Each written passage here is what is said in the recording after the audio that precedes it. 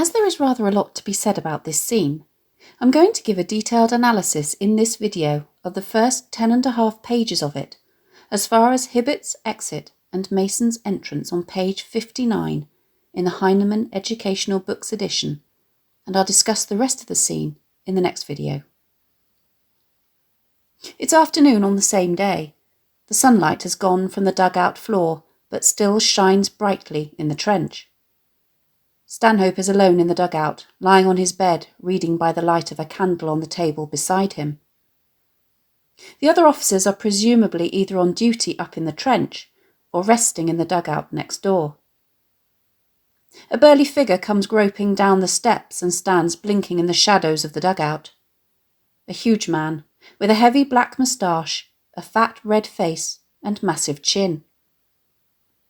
Stanhope has sent for the sergeant major in order to tell him about the impending attack. The very first thing he does is offer him a whisky. When the sergeant major diffidently takes only a small tot, note how Stanhope is quick to offer him more. "I say, you won't taste that. Take a proper one."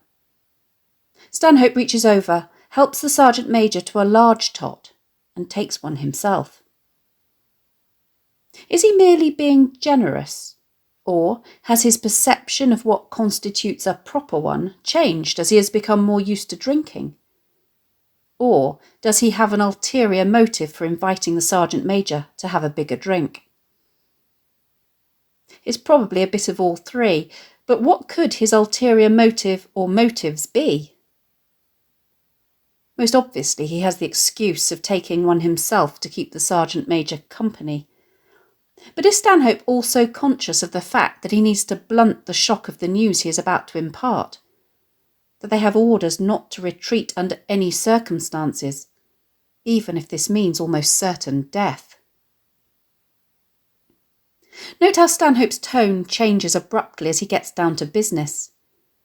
"Now look here, Sergeant Major. We must expect this attack on Thursday morning, at dawn. That's the second dawn from now." What becomes clear as the dialogue progresses is that Stanhope is concerned about the weakness of the companies either side of them, and that they will give way, leaving our flanks exposed. To guard against this, he wants a screen of wire put down both flanks till it meets the wire in the support line. When Stanhope has finished giving the sergeant major his instructions, he asks him if he himself has any questions. The sergeant major responds, "Well, sir," clears his throat, "when the attack comes, of course, we beat 'em off. But what if they keep on attacking?" Note how he is clearly uncomfortable as he tacitly broaches the subject of retreat, which Stanhope has neglected so far to mention. His hesitancy and embarrassment indicated by the dashes and the way he clears his throat. Stanhope must be equally uncomfortable. He is, after all, only the messenger, and is in an equally perilous position as those serving under him. He may be in command of the men in his company, but he has no power to override the decisions that have come down from above, even if he knows that they will be engaged in what is, to all intents and purposes, a suicide mission.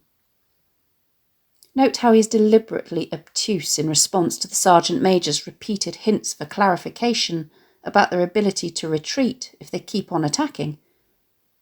"Then we keep on beating them off."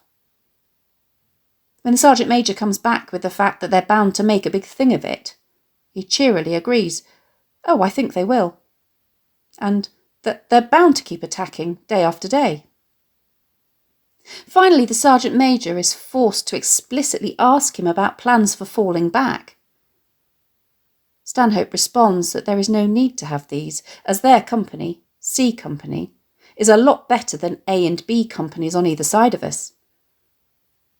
Yes, the sergeant major is forced to admit, but what happens when the Boche are able to get around and behind them? Stanhope's comment, "Then we advance and win the war," is both glib and absurd, and yet it is effective, as he has left the sergeant major with nowhere to go. It's only now that Stanhope feels he is able to say it how it really is. "Our orders are to stick here. If you're told to stick where you are, you don't make plans to retire. The Sergeant Major exits. Osborne briefly enters to announce the arrival of the Colonel, who has come to meet with Stanhope. And there are awkward social niceties between the pair as they talk about the weather, while Stanhope offers him a whisky, taking another one for himself, before the Colonel gets down to business. He reveals that the Brigadier came to see me this morning to tell him that, while they are sure that the attack is to take place on Thursday morning, they don't know where it's going to fall the hardest, and that the General wants us to make a raid to find out who's come into the line opposite here. This serves to add tension to the scene. We, the audience, have been led to believe that the action is building up to the final attack in 2 days' time. But now we find out that there is to be a raid, with a probable loss of life before then. The way in which the General is reported to have demanded that the raid happen as soon as possible, he said tonight, and Stanhope's immediate objection, "Oh, but that's absurd," is yet more evidence that those in overall command, safely installed in comfortable quarters miles away from the front line, were completely out of touch with the practicalities of how the war was actually playing out on the ground, and that the pieces they were moving around on maps, like pawns in a game of chess, were actually human beings. Fortunately, the Colonel is in agreement with Stanhope, and it has instead been agreed that it is to be a surprise daylight raid under a smokescreen from the trench mortar people, after holes have been blown in the enemy wire, and will be carried out by 2 officers and 10 men.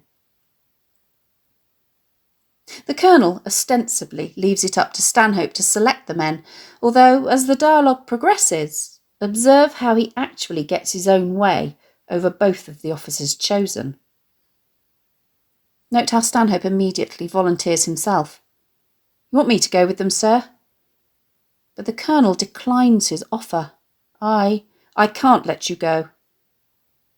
He's currently indispensable, but only until Thursday for the attack, when he will almost certainly be killed. The Colonel clearly has already 2 officers in mind. "Well, I suggest Osborne for one. He's a very level-headed chap. He can direct it." Trotter is quickly dismissed, as he's a bit fat, isn't he? Not much good for dashing in. And both the Colonel and Stanhope dismiss Hibbert out of hand. It appears that it isn't only Stanhope who has a low opinion of him. Note how Stanhope tries in vain to steer the Colonel away from choosing Raleigh, first by suggesting a sergeant instead. The Colonel is not to be swayed, however, as he believes Raleigh to be just the type, with plenty of guts. The fact that he is awfully new to it all, as put forward by Stanhope, is not an argument against him not going, but is just the opposite, as it means, according to the Colonel, that his nerves are sound.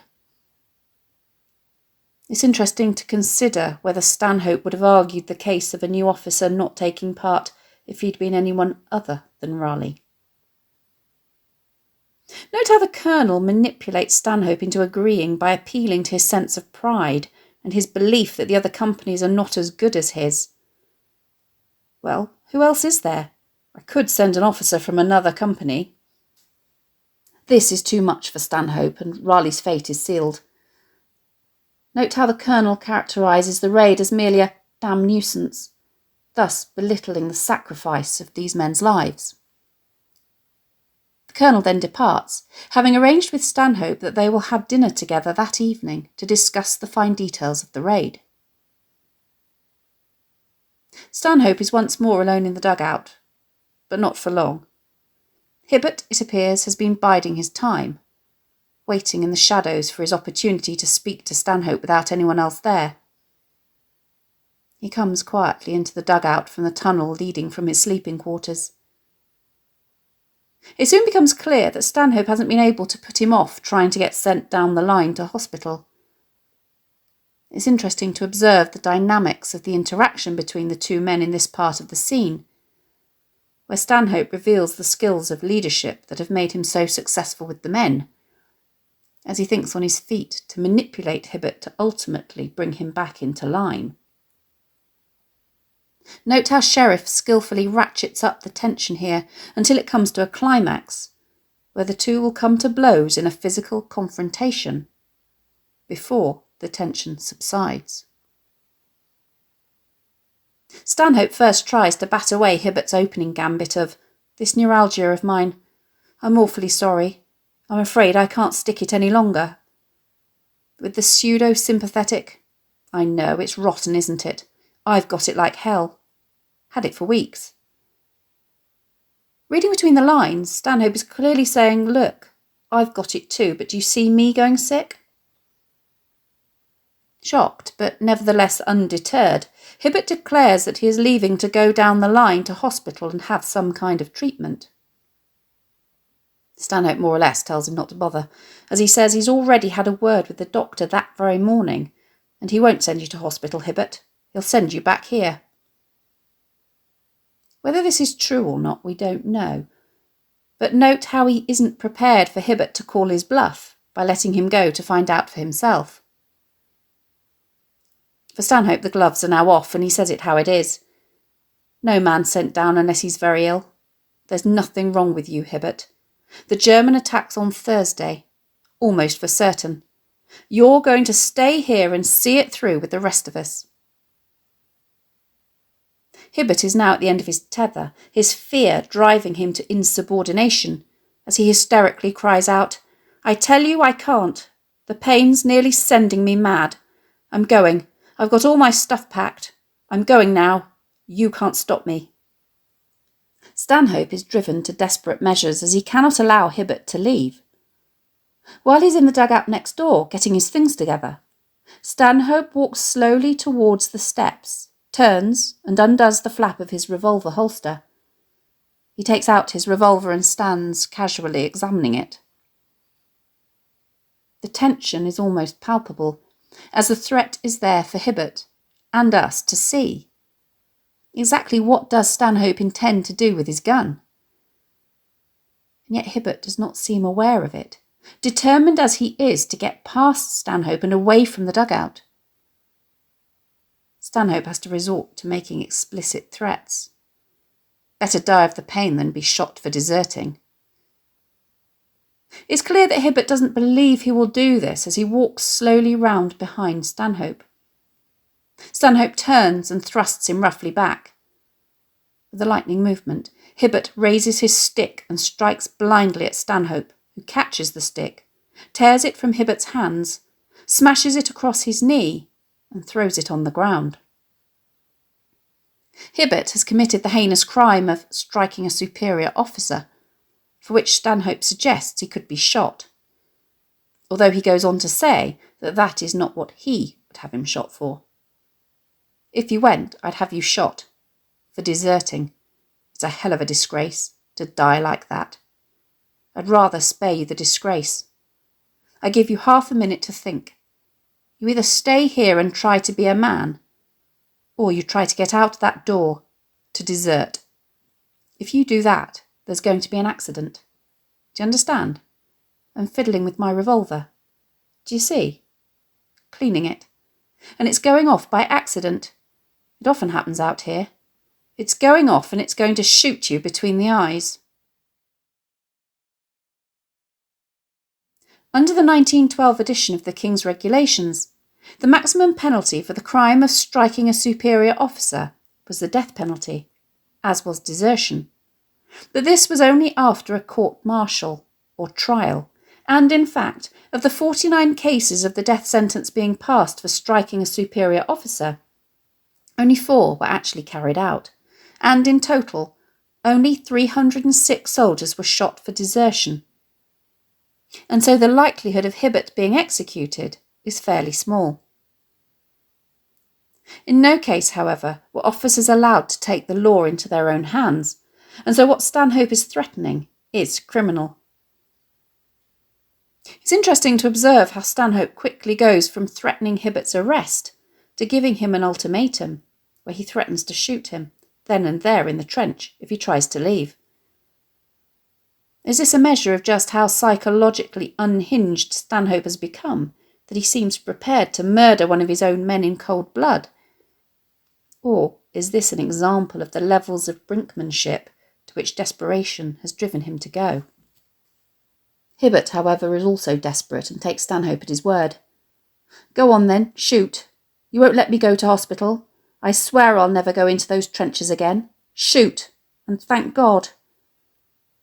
The tension climbs almost unbearably as Stanhope counts down until he quietly drops his revolver into its holster and steps towards Hibbert, who stands with lowered head and eyes tightly screwed up, his arms stretched stiffly by his sides, his hands tightly clutching the edges of his tunic.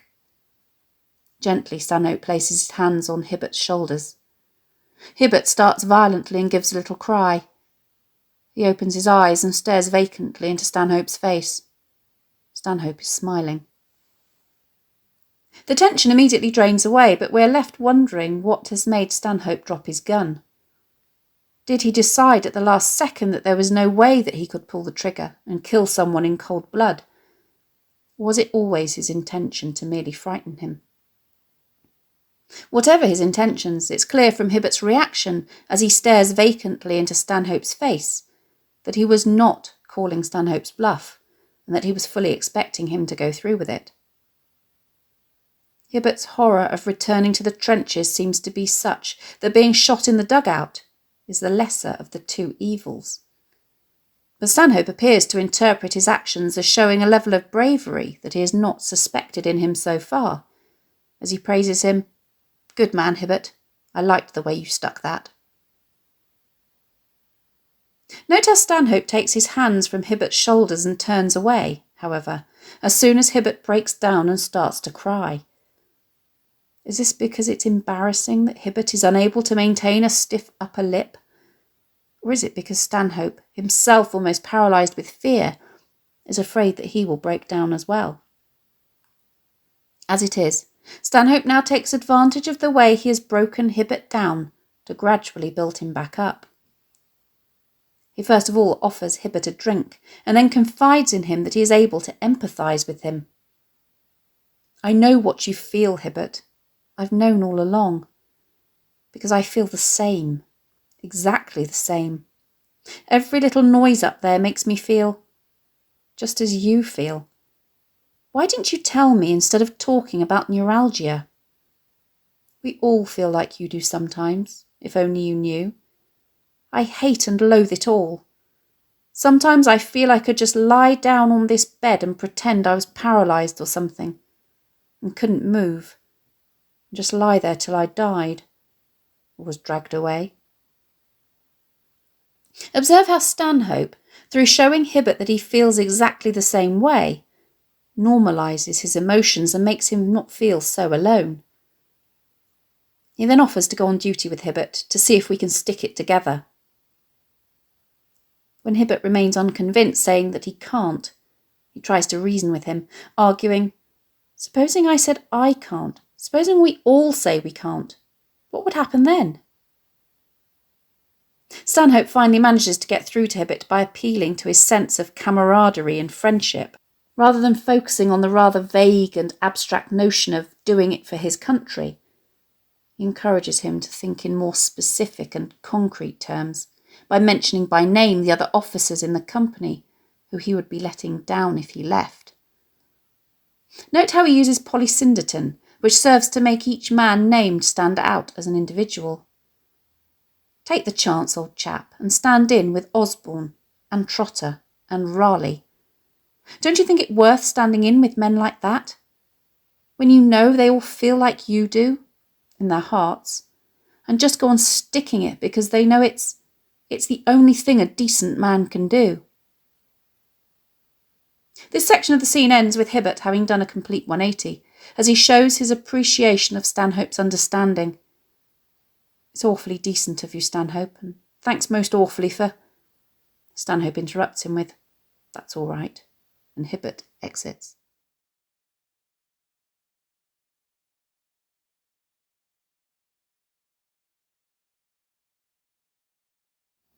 Thanks for watching. If you have any questions, please let me know in the comments section below and I'll do my best to answer them. Don't forget to subscribe to my channel for more videos on English language topics and exam techniques and English literature text.